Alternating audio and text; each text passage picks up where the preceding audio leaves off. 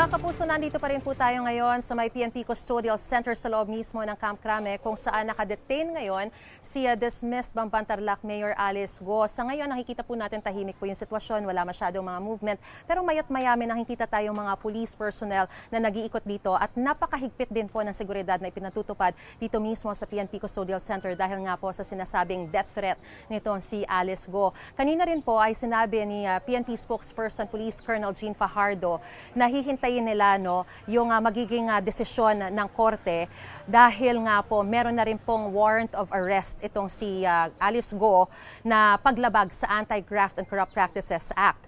So ang mangyayari po ngayon mga kapuso mula rito ay babalik po ang mga authorities sa Tarlac Regional Trial Court para po ibalik yung warrant of arrest at ito po ay patunay na na-serve na nila yung warrant of arrest na yon dun sa subject nila na si Alice Go. So ngayon hihintayin kung ano ang magiging court order kung saan ililipat o transfer itong si Alice Go. Kung siya ba ay ililipat sa ibang pasilidad o mananatili dito sa PNP Custodial Center. Dahil po bailable yung kanyang charges na paglabag sa Anti-Graft and Corrupt Practices Act, ay posible pong pagbigyan ito ng korte at kung siya ay nakapagpiyansa o makapagpiyansa, saka naman po isuserve ng Senate Sergeant at Arms yung kanilang warrant of arrest para naman sa contempt charges niya sa Senado at doon posibleng kung kahit makapagpiyansa siya, ay posible namang ilipat ang kustudiya niya sa Senado. So mga kapuso, kanina rin po ay nakausap natin si DILG Secretary Benhur Abalos at humingi nga raw ng tulong sa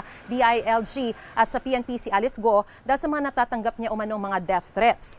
Pinangakuan naman daw siya ni Abalos at PNP Chief Romel Marbil na poprotektahan siya. Dapat daw ay sabihin ni Go kung sino ang mga nagbabanta sa kanyang buhay. Kaugnay naman po sa pagpapabalik sa Pilipinas kay Go, sabi ni Abalos, kahapon binigyan daw sila ng hanggang alauna na madaling araw na Indonesian authorities para kunin si Go. Kung hindi raw ito nasunod, ay pakakawala ng Indonesian police si Go dahil wala naman daw siyang kaso roon at posible silang makasuhan naman yung mga authorities doon ng illegal detention. Kaya humingi raw ng tulong si Abalos sa kanyang kaibigan na si Mr. Chen para gamitin ang kanyang private plane para masundo sa Indonesia si Go.